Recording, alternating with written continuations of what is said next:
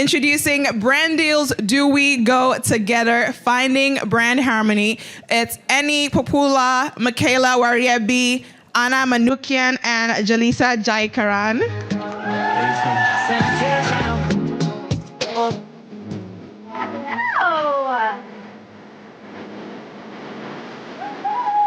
Hello, everyone. Okay, good morning. Everybody looks so fabulous. Okay, so can I see a show of hands? Who wants more brand deals this year? Okay, so we have an amazing panel today, and there's so much to learn from our amazing panelists. Now, I am Jalisa Jaikaran. I'm a makeup artist. Behind the scenes, I work on beauty and fashion shoots. And in front of the camera, I am also a creator, and I have a podcast called The Life of a Makeup Artist, where we celebrate all beauty and, of course, make sure that there is an inclusive future. Now, I want you to kick it off, Eni, if you want to introduce yourself, and then we'll go down the line. Yeah, of course. Hello, everyone. Can you hear me? I can't tell if this mic is Yes. okay, perfect. Great. Hi, everyone. My name is Eni, also known online as Any Given Sunday. And a quick backstory on how I got that name. I basically fell into creating content when after church every Sunday I would have one of my little brothers, who's actually back there getting content from me back right now, just take pictures of me, and I would post them on Instagram. And then after doing that for some time, it just became a thing that people looked forward to, and it turned into Any Given Sunday. So I create content around fashion, beauty, lifestyle, my background. I went to law school, and so for a long time I shared a bit about my journey through that. And funny enough, about a year ago, I actually left my full-time law job because working with brands was actually a problem. And in a lot of corporate spaces, I think that's a thing, which is why I'm really excited to talk on this panel. I chose the working with brands, I chose the being an influencer, and I have never been happier. So just really excited to be here and talk about working with brands and just building your own brand too. I love that. We love a well-rounded queen, okay? Michaela. Yes. Hi, everyone. My name is Michaela Wariebi. I am a professional makeup artist and beauty expert. My work spans a lot of different things. I do fashion, a lot of beauty campaigns, celebrity red carpet. I also consult with a lot of beauty brands on product development, imagery, and if you follow me at all, you know I'm an amateur history buff and love to talk about beauty at the intersection of culture, history, and politics. Anna. Hi, everyone. I'm Anna Manukian. I am Head of Education and Creative for Ulta Beauty. And thank you. And I've spent 20 years on the brand side, actually. I spent 20 years at L'Oreal prior to joining Ulta, and so I have a lot of expertise in working with artists, of not only building artistic teams, but really leveraging the artistic expertise that all of you have with the brand vision and creating authentic connections. And really my, kind of passion and motto is there's enough for everyone to win. And so how do we create a mutually beneficial outcome? Because again, we all work too hard not to have enough, and so I'm really honored to be here today. Thank you.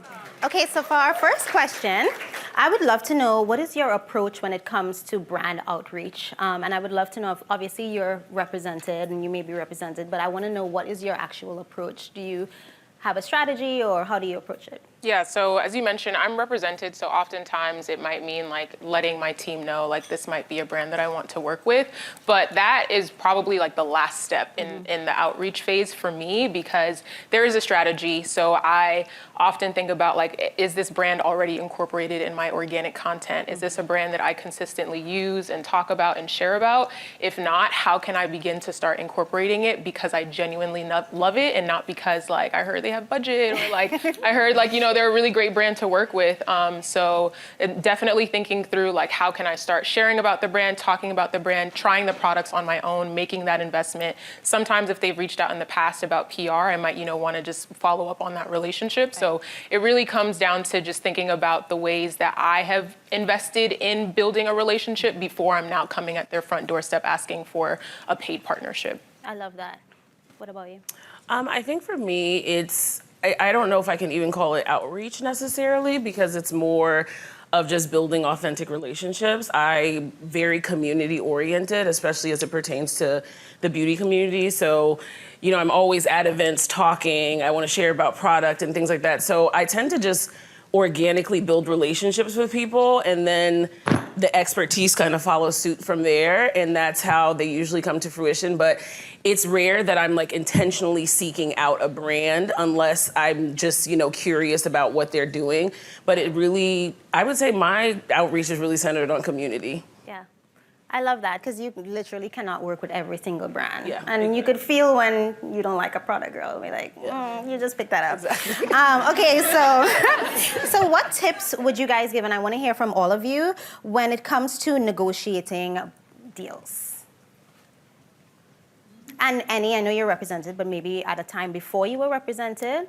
Yeah, so I would say, one, don't necessarily lead. As a creator, it's not necessary to lead with an amount because sometimes you might lowball yourself or you might, end up with a lot less than what the brand might have envisioned. And there's some people who might be like, girl, like, no, I know you asked for this, but how about this? But not everyone is going to do that because everyone's trying to find out ways to maximize budget. And now they might say, great, with the extra $3K she left on the table, we can get another creator. And, like they're thinking about what is in their best interest. And so not necessarily always leading with this is what my rate card is, or not necessarily passing off your rate card all the time because that person might then pass it on to the next brand who might use that and say and lead with that and give you an offer at that rate.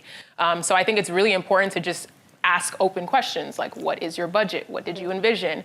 To consider the full picture of what you are offering and not just thinking about the content, not just thinking about your follower count, but also thinking about things like, the usage and the exclusivity and things like that. Think about the fact that as a creator, right, like they are not necessarily booking a studio and they're not booking a makeup artist and they're not booking the food that they would need to feed everyone on set because you are handling all of those things. And so I think that's really important in thinking about knowing your worth and negotiating. But then also on a real level, if you are not good at negotiating, like get someone else to do it. Because even as someone who has a background in law, a lot of people often think like, oh, you must be good at negotiating and handling all those deals on yourself, but by yourself. But sometimes it might feel a little too personal. Like sometimes it's like, this person is trying to tell me that this is what I deserve. And then I'm thinking that that's a reflection of my worth. And I'm just like, I'd rather have a middle person in between handling that conversation so that I'm not taking things too personally and now second guessing myself and my content because of the conversations that are happening about brand deals and negotiating. So those would be I know I just spewed out a lot, but those would be all the things that come to mind. Listen, I hope you guys are taking notes, okay? That was great. And I love that you mentioned like the production side of it all, because especially you, Michaela, like when we are on set, we know the things that are happening, the amount of people, the digitech and all of these things. So I would love to know more about what you do when it comes to negotiating. I mean, not to beat a dead horse, but again, community is a key part of me in negotiating because I'm gonna ask some questions. I'm going to the people. I'm gonna ask my mentors, people that have been in the industry longer than I have, and that have more expertise and experience. I'm also gonna ask my peers, what are you getting like for something like this? And I think coming from that place of getting an idea of what's happening in the landscape gives you a little bit of an idea of what the standard is, are you falling above and below? And then I think also just knowing your worth and having some level of confidence, because when you're confident in what you're bringing to the table or that you are the table, there's no fear. It's like you're either gonna give me what I'm worth or I'm going with my table. So, and so I think it's a combination of those things of doing your due diligence, being informed, tapping into your community, and that's part of why we have to be open and not ashamed about talking about numbers. That whole cultural thing of like, no, you don't tell them how much you're making, et cetera. That is a tool that the powers that be are using to control like how people are getting income. So it's really important to tap into your community, both above and laterally, and then also being very clear about how your expertise and what you're bringing to the table, what that value is in like the current landscape. I love that. Anna, I would love to hear from you from the brand side. Yeah, from the brand side, I think definitely know your worth. Definitely know what you're prepared to deliver. Like what's on your table when you are the table, I think is really important because that's what it is what's going to make you most attractive. I think though too, it's about, is it a one and done relationship for you? Like, are you in there? Is it a one-time thing and then you're done? And in that case, like, yeah, stand firm on your amount. I think too, there's so much is changing in the social landscape in terms of who brands are looking for. Now it's more about micro creators. Now it's more about, authenticity rules, right? Versus, anybody read the book, 1,000 True Followers? Or 1,000 True Fans, that one's a good one, right? And so it's not necessarily about having the biggest following. It's about what is it that you bring? What connection do you have with your audiences? And then really, what is your true point of difference with the brand? Can you guys hear me okay? It feels like it's going up. No? Okay. The thing is that different brands have different contracts or different budgets, and so I think having a sense of what the community is charging, right? I think is this a long-term relationship that you want to establish with them? And in that case, ask the question: this is what my brand rate is. I'd love to work with you.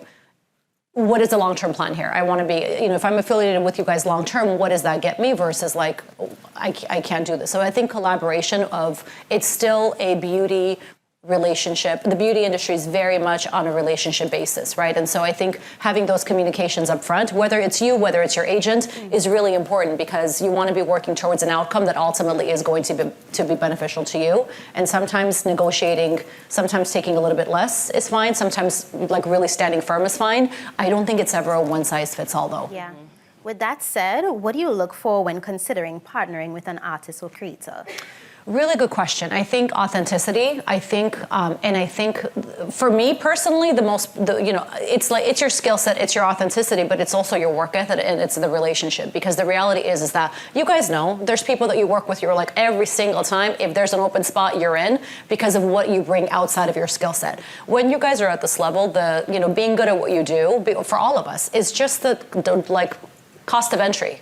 That's just the basic cost of entry. It's what's the legacy that you're leaving behind you? Are you prepared? Are you a pleasure to work with? Like, is there no drama? Are you minimizing drama versus maximizing things, right? And again, this is not a first rodeo for any of us. And so it's the professionalism, the professional maturity and the emotional maturity to be solution oriented by far is what, from a brand standpoint, it's like, yep, you're always welcome back versus, the person may have had a great following, may have had incredible content, but like, oh my God, so dramatic, like never again, So attitude, skill sets, and the cost of entry, attitude and professionalism is like the key to success though. I love that you said that, and this is a testament. I actually was on the Ulta Beauty podcast with Anna and Nick, and after that, we started working together. I've actually been on the Ulta Beauty Pro team for about a year plus now. So I love that you said that because you just never know. And also, you just don't bring the drama, just be cool. And that's the thing. Can I share that story really quick? Course. So, one of the things that we do have at Ulta Beauty is a podcast. It's called Unveiling Beauty, and we basically bring brands, creators to be able to talk about like the behind the scenes of trends and everything else to the consumer. And we had Jaleesa as a guest. And I was looking for additional people to join like our Makeup Pro team. And the way that this woman showed up, you can tell the way that this woman shows up everywhere, right? Like no surprise, but she's so professional, she's so eloquent. There was like some technical drama, she handled it really well. Like it was like, I want her back for whatever we can do. And so you never know, I love what you said, you never know what interaction is going to be either beneficial to you or will hurt you years later. Because how many of you have ever had an interaction with somebody and they're like, oh, there's a spot on the team and you're like, oh my God, no, she dissed me. And actually, no, thank you, I'm gonna go with somebody else. Because here's the thing, skill can be taught. Skill can be taught, right? And so I think how you show up, how all of us show up in the spaces that we're in is really important. There's also a thing I like to say is there's a time to take space and there's a time to give space. And so having that, the dynamic of kind of having the fluidity when you're in new spaces is really important. I really appreciate that. Thank you for sharing. Okay, so Annie, you have been able to secure brand deals across fashion, beauty, lifestyle, travel, and home. How were you able to cross those sectors? Because a lot of people are like, niche down, you need to talk about one thing, and you're like, no, thanks. I think it's a reflection of, I've been able to do that because it's a true reflection of who I am and who I just feel like I've always been. I've always kind of been the person who's really cared about like school and education, but also really wanted to do my makeup and played in my mother's makeup and had to lie about it because she was like, what is on your face right now? Like, if you were never allowed to wear makeup before a certain age. And so for me, when it comes to like organic content, I always ask myself whenever I'm feeling uninspired, it's like, what am I experiencing? What am I excited about? What do I want to talk about? What am I going through? And those often lead me in a bunch of different directions, and I choose to go down all of those different directions. And so if there's something that I want to explore, I'll explore it. If there's something that I want to learn about, I'll learn about it. And often I'll share about it with my online community, and that, I guess, lends itself to brands realizing that like people are excited as well, just as I am. So it really is just, and in the beginning, I did have a niche. Like in the beginning, I was like, fashion or beauty. Those were the two things that I focused on. But like now I'm just like, I want to live life and I want to talk about life as I'm living it. So that's really how I was able to get there. I love that, and I feel like you also share your vulnerability. You share the highs, the lows, the dates, the things. So, and I think people love that. So I really do love it. So, Michaela, you started working with Tarte on a product launch. For those who don't know, now you know. As you know, Tarte has been in the news cycle in the last year. So what made you make the decision to start working with them? Well, I guess relationship with Tarte started in a way where I really was calling them to task. Like, I showed up to an event to talk about some of the things that were in the news cycle, and I had no Tarte in my kit or anything at that point, and I basically gave them a lot of bitter medicine. Like, if you know me, you know I'm a very direct person, and can choose my words very precisely. And we had a very intense conversation, or I gave them very intense feedback about what I thought they needed to do to really fix their brand, and not fix their brand because they're a great brand, but to address some of what was in the news cycle. And, you know, when you've created something like what Maureen has created, it feels like your child. So for somebody to come tell you something's wrong with your child, you're looking at them like, now you could jump to a defensive place, Right. or you can jump to a place of, okay, well, let me hear what you have to say, because maybe you're right. And that is essentially what it was. They were really willing to listen and go back to the drawing board and do the work. And so that's why I agreed to work with them. And I think at a time right now where, you know, the performance of 2020 is over, and a lot of people are completely eliminating their D&I department and things of that sort, a lot of brands have just chosen not to continue in that work, in the performance. But at a time where they've been dragged to, from, and fro, Tarte really stayed the course, and to me that was very impressive, and that's the type of brand that I want to work with, that is really going to listen and do the work. And so that's why I decided to work with them. I love that. You could be an echo. I love that. Sometimes it becomes an echo chamber where we complain, but sometimes you have to be the change that you want to see. Very much so. Okay, so this one, we've all seen everyone work with multiple brands like Maybelline, Chanel, Estee, Dior. How do you work across beauty brands without conflict? Because some of those girls, they don't like each other.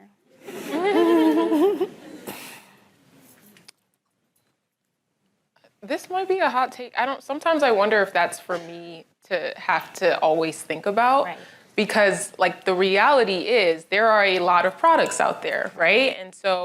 And as I'm like a content creator and an influencer, but I'm also a consumer. And so like you're going to consume products from more than one brand most of the time. The average consumer is not always doing full face of Dior or Estee Lauder or whatever. So if anything, I think it lends itself to being a more authentic creator if you were not here saying like, I love this mascara. It's my favorite mascara all the time. That's actually sometimes what I consider. Like sometimes I've worked with brands and they might like alter my script to say like this is the best, or like the other brands have never come close. And I'm like, well, maybe it's the lawyer in me, but like I don't do absolutes, right? Like I don't do the always. I don't do the best. I don't do the never. Pull up the receipts. Exactly. You said on May 23rd, 2024. Like, yep. Yeah, so I guess I just consider that and I factor that in, right? Like not every product can be the best product. Like there's going to be a top 5 list. There's going to be a product that I would use in heat and a product that I would use that I think it's better suitable for in cold weather or something like that. So I really think it's more so up to brands to realize that, right? Like that there are a bunch of products out there and it's our job as influencers to give our honest, genuine reviews, whether that's a negative review or I don't think it's worth your money, and like I actually use this all the time. And sometimes I don't even have to speak to it. Sometimes it's just gonna be, I use it all the time and people consistently ask and they know, and like, that's that. So I think it really is just about being a person that is not weird about, you know, trying to act like you don't use multiple products. Right, yeah. Anything you wanna add? I mean, she kind of hit the nail on that. I think just right now, it's just very important to just be real about what you like and what you don't. You know, in the time of, we don't know if it's AI, we don't know if you got paid to talk about it, we just don't know. There's just a lot of distrust that's happening, and so I think authenticity is just so deeply important right now. Like, there are very few creators, I think that some of us even it's like you hone in on your people that you know they're telling you the tea. This is not just a paid promotion. They really love this. And I mean, I think that's just, I hope we see a shift where it's less performance and more just authentic. Like, this is me living my life. This is a product I really love and use, and not like I need to talk about these things because I need more product to talk about type of vibe, yeah. And Anna, as a follow-up, does a creator working with multiple brands deter or help your decision in whether to pursue a partnership or not? It's a great question. There's the retailer standpoint and then there's a brand standpoint. I think both are evolving in the fact that, to your point, to both of your points, it has to be, no one uses one thing. And so from an authenticity standpoint, the expansion of, yes, there has to be, that authentic voice of the creators is really important. And both sides are evolving more to that. It's not a deterrent. The only time it becomes a deterrent if it's like a complete competitor, and from like a legal standpoint then, and it's like, okay, then we make you wait 3 months to be able to post something else, then it's like a logistical thing more than anything else. But I think, to one of the things that you just said, from an AI standpoint of like where you guys, I recently went to a summit called Shop Talk, fantastic, incredible, it's for large retailers, and the biggest conversation was around the role of AI and how it's evolving. And literally before, now there's literal shows, if you look at, even like Barbie as a movie, if you look at, now and start to pay attention, like even in airports, there are products, there are shows created around products. Whereas before, like there'd be product placement, right? Now there's whole TV shows created to be able to launch a product. And so when you think about how, not for lack of a better word, how insidious it is going to be from a weaving in at every single point of your digital landscape and every point of your life of making sure that something is capturing your attention, the voice of authenticity is going to be more important than ever. And we see how quickly it's changing. And so I think even knowing that over the next 2 years of like staying authentic when you are and really driving with your expertise, and knowing that AI is going to be able to try to replicate that, but where the trust comes in, because people don't trust AI, right? And so from a creator standpoint, from an expert standpoint, I think moving forward, it's going to be more important than ever. Wow, I love that. Okay, so have you guys been criticized for working with a brand before? How would you navigate that?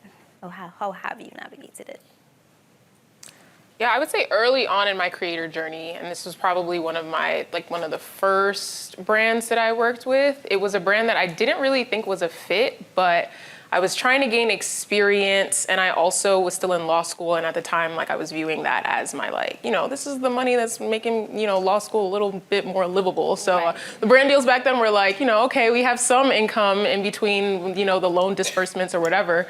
And so I worked with the brand, and not too many people really saw it, but there was one comment at the time where someone was like, Annie, I looked at this brand's page, and I'm really disappointed. It doesn't seem like they cater to us. And that was when I was just like, oh, people are watching, people are paying attention. Because at the time I thought I was just like, people know when an ad is an ad, you know what it is, you know how it goes. And this person took the time, went to the page, scrolled through the page, looked at the products, and were like, this is not it. And the reason why it's so far back is because that I had an experience like that so far back is because after that I was just like, all right, you're getting to a place where people are paying attention, and it's no longer just oh, I'm doing this for fun and I'm doing this just because I can. People trust you, people are looking for your opinion, and people are taking your advertisements seriously. And it's not just you know how it goes. It's if you're getting paid to talk about this, I don't care because I trust your opinion regardless, and I trust that you're doing the quality control to ensure that this is a brand that you genuinely want to put in front of us. And so since then I was just I've been very, very clear on whether I think a brand is a fit, whether I feel like I want to, there's always a question of okay, well, do you want to be the pioneer at a brand that's trying, or do you want to align with a brand that has shown proof and evidence that they care the whole time? And honestly, I'm no longer at the place where I really want to be a pioneer in that regard. I think there's a lot of responsibility that comes with being the first, and it's a responsibility that I don't necessarily want to take on at this stage in life all the time. So I'm just really clear, is this a brand that seems like they have been catering to me? When I see their advertisements, when I see their content, do I feel like they're speaking to something in me that I would want to go for regardless of paid or not? So I just, if it's not an immediate yes when I hear about an opportunity, oftentimes it means it's a no, and I need to listen to that first initial reaction that I have when a brand reaches out now. So basically get somebody else to do it. Yes. Okay. What about you, Michaela? I've never really had any controversy personally or had people give me negative feedback about a brand that I work with. I mean, I think for me it's a little different because I mostly work behind the scenes. And, you know, I am forward facing sometimes. I mean, I guess I imagine that maybe I'll get some side eyes for for working with Tarte, but I'm very intentional about what I do. And even with, you know, brands being in the news or whatnot, I think we just have to know our why behind what we're doing. And when you know your why, it's that same confidence of coming to the negotiating table. It's like, you can't really tell me anything because I know what I'm doing. Exactly. And that's between me, God, and whoever else. So that's just kind of how I approach life. So people are always going to have something to say. So just do you anyway. Like, as long as you're moving with integrity, ethics, respect, you're not harming anybody, subjugating or discriminating against anyone, you just gotta know your why and do what you need to do. I love that. Know your why. So in the spirit of get somebody else to do it, we already know that no is a complete sentence. And I want to know, have you said no to working with a brand before, and why and how did you navigate that? Yeah, I often say no to working with brands. There have been a multitude of reasons. So as someone who like once also had a full-time job, sometimes it would just be like the work that goes into this campaign, like far outweighs whatever benefit that I would get from, you know, potential partnership in the long run or money. So sometimes it's just like, I don't have the capacity to take on this campaign given everything that I have on my plate. Sometimes it is, I'm not excited about it, right? That initial like, oh yes, like this makes so much sense. They want to work with me and I love their products and I really want to work with them. Sometimes it doesn't make sense to partner with a brand that you're not excited about initially. Like it's like, okay, this is great and I'm glad you love my content, but that excitement that you feel about me is not there. There's no, sorry, it's not you, it's me. And other times it might just be that, you know, I don't align potentially with the brand's values. I don't necessarily like their products at all. So those have been all of the reasons. And sometimes it's hard because the feedback is just like, no, I just don't think it's a fit right now. Yeah. So then, you know, when you said that you sometimes don't have the capacity, how do you reapproach it when you're like, I actually think I want to work with this brand? Is that ever a case? Yeah, so I would say in that regard, like I'm clear on the feedback as to why I'm not necessarily working with a brand right now. So like, for example, Q4 is a big time period of the year where a lot of brands are coming out the woodwork, and like I think it's understandable to say like I'm fully booked, or you know, and just kind of explaining like if I agreed to this, if I agreed to take on something when I'm at my capacity, like you're not going to get high quality work, you're not going to get work at on the timeline that you want, those sorts of things. But then also reiterating like, but I really love this brand, would love to work with you in the future. And sometimes management might even present like a pitch or another time of the year where it's like, this could align with exactly what you have in mind at a different point in the year. Yeah, what about you? As a former people pleaser, I love saying no. It's empowering. I love saying no because I used to not say no. And so now I feel so much stronger when I'm able to look at something and say, no. Without explanation. And it's really great. And I think I just have done a lot of self-work where I realize something can be good, but that doesn't mean that it's good for you. And again, knowing your why, your own confidence, feeling very secure in what you're trying to do, what conversations you've had with, you know, whoever your maker that you believe is, or maybe not your maker, Flying Spaghetti Monster, God, Buddha, whoever, you know, just knowing that, like, there's been situations that I've walked away from in the past couple of years that my community, people that are close to me are like, are you well? Like, are you okay? No, this is what, you know, all makeup artists are aspiring to. And it's like, no, this is good, but this isn't aligned with where I'm going. Right. And nobody knows what your intended destination is, so they can't really tell you what steps you should be taking. So yeah, I've said no so much in the past 2 years, and what it's caused is for me to be in much better alignment with what I truly want to do. Because when you're just saying yes and taking things just because they present as good to whatever, like how people will perceive you or whatever the case may be, you're living in frantic energy without direction. You're just going in circles, zigzags, etc. But when you're saying no and clear about your destination, you can take the right steps. So yes, no, as a complete sentence. I love that. You know what it's giving me? It's giving me the energy of that meme of Viola Davis when she picks up her purse. Yes. Just no, okay? Just no. I'm going. Now I have one more question before we actually open it up to the audience. I would love to know, what is something you wish you knew or did then that you know now? Anna? Don't play small. Because each of us are unique and each of us are beautiful and special and all the things. I think what's really common about every single person is we all have that nasty little voice that's like, you're not good enough, you're not this, you're not this, you're not this, right? And so we limit ourselves so much of the time. And I know for myself, I spent many, many years telling myself no. Even when people were saying yes, I was like, no, no, you can't. And so take the space. When you're given the space, take the space. Show up and don't minimize yourself because you're in the room, you're in the space, right? Like, yeah, so don't think bigger, think bigger. Okay, I love that. Take up space and think big. What about you, Michaela? Agreed, take up space, think big. Don't apologize for who you are at all. Like, do not let the world shrink your light or who you naturally are. I have been a talker since I came out the womb. Like, I came out was like, hey, y'all. And, you know, I was always the person getting the feedback, talks too much, intelligent, talks too much, That's crazy. too social, talks too much, or that I was too direct, or everybody doesn't want to hear the unfiltered truth like that. And it's like, now something wrong with telling the truth, y'all? Like, you know, and truth be told, I've become even more direct, more truthful, more unapologetic about that in the past year. And so many amazing opportunities have come simply because I've just been bold to be fully myself and unapologetically. I stopped listening to the people who told me before, don't be too loud, don't talk too much, they don't want to hear that, you know, don't do that. So the taking up space thing is very true. And the other thing I would say is don't eliminate yourself before somebody else eliminates you. Like, sometimes we have created these faux scenarios in our mind of like what people are thinking, what this opportunity might be. And it's like, baby, they didn't even tell you that you couldn't come and you already done took yourself out the game. So, you know, I say move forward and before they don't eliminate yourself before they eliminate you. Don't tell yourself no before somebody else tells you no. Okay, don't tell yourself no before somebody else tells you no. Take up space, don't play small.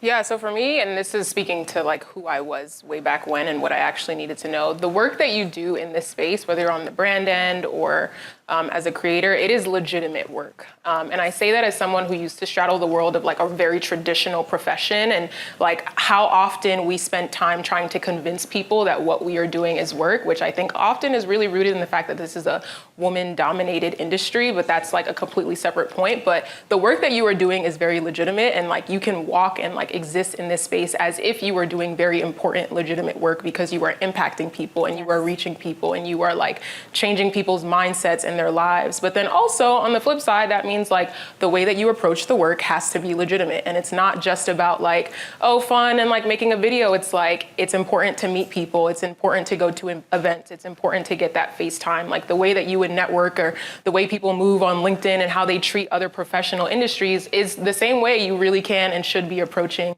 these sorts of spaces as well. So it's not just like because of all the glitz and glam that you can move or treat this like it's a hobby. It is legitimate work and you can feel that work, but you also should act as if you have that work as well. Very good.